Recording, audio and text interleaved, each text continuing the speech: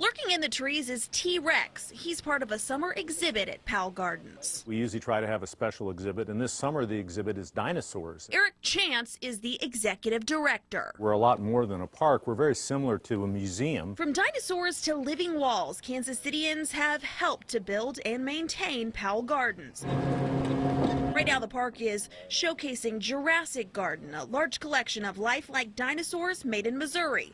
970 acres, this garden came from small beginnings. The land here was originally purchased in 1949 by George Powell Sr. Since then, the garden has grown from a gentleman's farm to a Boy Scout camp and finally to the beautiful botanical garden it has become today. It's one of the largest botanical gardens in the Midwest that really celebrates the spirit of place here in Kansas City. Kansas City should be proud of that. This garden is not just living art, it's also educational. We do educational programs for children, for school groups, even for our visitors as they walk in. And then our horticulture group, they do quite a bit of work in research and looking at new plants, different plants, and a lot of the native plants. On days like these, families come to explore nature, walk the gardens, and cool off in the fountain. It's beautiful to be outside and get lots of exercise and run around, and then it has the perfect fountain to cool off in. This one called Jelly Beans. Other favorites, the longest living wall in North America, 17,000 varieties of plants and a 3-mile walking trail, plus a 12-acre edible garden.